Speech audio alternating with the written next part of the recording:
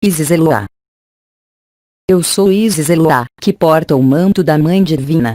Filhos do eu venho até vocês, neste lugar, para iluminá-los, se isso é possível, na união de duas polaridades, tal como lhes foi apresentado. Para viver a união das duas polaridades em si, não se trata de entrar nos estereótipos do masculino e do feminino humanos, que não são os portadores das polaridades divinas, obviamente. Então, não procurem fazer emergir seu masculino humano ou seu feminino humano para reunir as polaridades. Reencontrar a unidade do Pai e da Mãe é acolher as essências divinas do Pai e da Mãe. É deixar-se tomar, é acolher, é abandonar os conceitos errôneos. Vocês não podem classificar o verdadeiro e o falso utilizando o mental. Isso vocês já sabem, isso lhes tem sido repetido. Isso, eu espero, vocês verificaram por si mesmos. Então, se vocês não podem discriminar o verdadeiro do falso, o que pode fazer mais sentido do que deixar-se tomar pela verdade, deixando a ela a possibilidade de desvendar-se no ritmo dela, e não no seu? Porque, se vocês procuram deixar-se tomar em seu ritmo, é que vocês não se deixam tomar. Deixar-se tomar é deixar a escolha ser tomada ou não. É colocar-se nas mãos do Divino e aceitar que seja feito segundo a vontade dele. Porque, justamente, o fato de procurar que os impede de ver desvendar-se a verdade. Parar de procurar, ficar tranquilo, isso já lhes foi dito, não é renunciar ao Divino. E, justamente, a ele abandonar-se. Então, deixar-se tomar pode, de certa maneira, ser acompanhado, ou seja, colocando-se em alguns espaços da natureza, onde os elementos água e terra estão mais presentes, permite dar um passo para o reencontro do feminino divino. Ir para o fogo e o ar é dar um passo para o grande espírito. Há, igualmente, e isso foi utilizado em algumas tradições, a possibilidade de utilizar a sexualidade sagrada, sexualidade na qual se oferece ao divino, reconhece-se o divino no parceiro, então, pode começar a dança cósmica. Eu não detalharei mais porque, nesses tempos reduzidos, ficar tranquilo permitirá a vocês acolher a verdade, vivê-la e dela fazer sua morada. Se há interrogações em relação ao que acabo de desenvolver, neste lugar no qual o feminino imprime-se, gostaria de respondê-las. Questão: qual é a diferença entre o grande espírito e a fonte? A fonte dividiu-se em duas polaridades, para implantar sua criação. Sem dividir-se a si mesma, a fonte não teria, jamais, podido criar o que quer que seja. A criação resulta dessa primeira divisão. Vocês podem, aliás, encontrar referências concernentes a isso em numerosos textos. Isso está, por exemplo, inscrito no Gênesis. Questão: pode-se viver a sexualidade sagrada sem parceiros? Perfeitamente, aliás, todos aqueles que puderam experimentar a sexualidade sagrada, a um dado momento de sua experimentação, viveram isso, ou seja, portar o masculino divino que vem encontrar o feminino divino neles, o que leva, então, ao êxtase do reencontro. Compreenda, efetivamente, que a sexualidade sagrada nada tem a ver com a sexualidade humana, eu diria, a sexualidade sensual. A sexualidade sagrada apenas pode apoiar-se, revelar-se, na presença das duas polaridades divinas. Questão: o parceiro deve aprender a sexualidade sagrada para poder participar em uma relação. Compreenda, efetivamente, que o termo aprender não pode ser adequado ao fato de abandonar-se. Abandonar-se não se aprende, oferecer-se ao divino não se aprende. A sexualidade sagrada não é uma técnica. Ela é portadora de um espaço e de uma vibração extremamente potentes. Mas vocês não podem dirigi-la, é uma oferenda ao divino. Eis, aliás, uma diferença importante entre a sexualidade sensual e a sexualidade sagrada. Na sexualidade sensual há a noção de tomar, ter prazer, por exemplo. Na sexualidade sagrada há apenas a oferenda. Você entrega seu corpo ao divino. Ele não lhe pertence mais.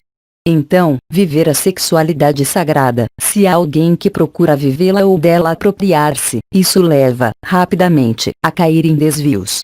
Aí está porque nós temos evocado, extremamente pouco frequentemente, esse assunto. Se eu falo disso hoje, não é para convidá-los a lançar-se na sexualidade sagrada, mas, simplesmente, reconhecer o sagrado quando ele se apresenta diante de vocês. A natureza dança a própria sexualidade, vocês a veem?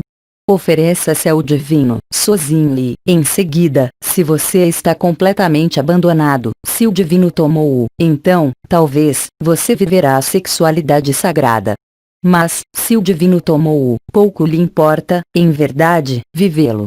Minha intervenção visa, também, restabelecer, de certa maneira, o que foi falsificado nesse mundo, o que, como Osho disse, era sujo, até tornar-se pecado. Efetivamente, a sexualidade que toma é uma sexualidade que os leva para o exterior. A sexualidade que se oferece, quando você é oferecido ao divino, fazendo o sacrifício de tudo, ali compreendido seu corpo, é outra coisa, ela não o leva a projetar-se ao exterior. Quer haja um parceiro ou não, você está no interior, e você é o conjunto da criação. Eu concluirei minha resposta lembrando que não é multiplicando as relações sexuais que você viverá, delas, o lado sagrado. O sagrado vem a você quando você tudo abandonou, e o sagrado, o divino, se ele deseja, através de seu corpo, viver a experiência de uma relação sexual sagrada, ele o fará. Mas você não pode decidir vivê-la, já que você está abandonado, oferecido à vida. A questão: é idêntico ao casamento místico? Viver a dissolução com Cristo, viver o abandono total de seu corpo, está em relação com o que eu acabo de desenvolver. Minha intervenção não visou, especificamente, a sexualidade, mas, sim, isso, a fusão/dissolução das duas polaridades, que leva ao desenvolvimento desse mundo, ao invés do desenvolvimento da criação, porque esse mundo está na criação, apesar da ilusão. Então, se você se refere à noção de casal monádico, isso leva, obviamente, às duas polaridades. Mas viver a sexualidade sagrada não necessita de formar um casal monádico. O casal monádico viverá, certamente, a sexualidade sagrada, mas a sexualidade sagrada pode ser vivida por todos aqueles e aquelas que se abandonam ao divino, e que reconhecem, no parceiro, o divino. Então, é o que numerosos místicos, frequentemente, viveram e exprimiram, concernente ao encontro com Cristo.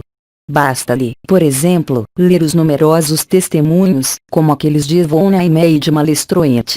Se a noção de casal monádico foi-lhe comunicada, a um dado momento, não era para que cada um se lançasse na busca de seu duplo e para que cada um pudesse discriminar se o encontro que ele acabava de ter estava ligado ao seu duplo ou não. Era, simplesmente, para preparar alguns a reconhecer-se a um nível muito mais elevado do que essa simples encarnação. E para, igualmente, compreender, de certa maneira, o tsunami que isso pôde gerar na vida deles. Porque, quando se encontra o duplo monádico, tudo é abandonado para viver o reencontro. Nada mais parece importante. E, quando eu digo isso, eu me dou conta de que o que é chamado raio pode, do ponto de vista do mental, assemelhar-se a isso. Mas isso nada tem a ver, obviamente. Quero responder a uma última questão, antes de concluir minha intervenção. Questão: cada um de nós tem um duplo monádico?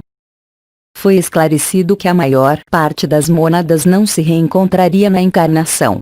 Foi, igualmente, dito que o casal monádico, o reencontro podia fazer-se com outros seres de luz, por exemplo, Cristo. Então, sim, cada um poderá viver a fusão/dissolução, se tal é seu abandono. Mas não, pouco numerosos são aqueles que viverão o reencontro do casal monádico nesta encarnação. E, para aqueles que o vivem, não são férias. Isso convida a uma perpétua atenção em seu alinhamento. É impossível viver a mônada na humanidade, permanecendo na personalidade. Isso não pode aguentar. Caros irmãos e irmãs, queridos filhos, eu lhes agradeço pelo tempo que passamos juntos, e lembro-os da mensagem que acabei de transmitir-lhes. Abandonem-se à vida, acolham o divino, acolham-o em si, sob todas as suas formas. O resto é, eu poderia dizer, de certa maneira, um gadget, ou melhor, uma graça. Isso será, certamente, melhor interpretado por aqueles que o analisarem com o mental. Então, vivam o reencontro com vivam a graça, acolham tudo, toda a vida. Não olhem a natureza dizendo-se que isso é violento, que isso é suave, que isso é a beleza, que isso é a violência. Isso é a vida. Se vocês veem a violência, é que não veem a vida. Porque, de onde eu estou, eu vejo apenas e o amor. Então, no amor, eu lhes digo até uma próxima vez. Transmitido por mensagem atemporal.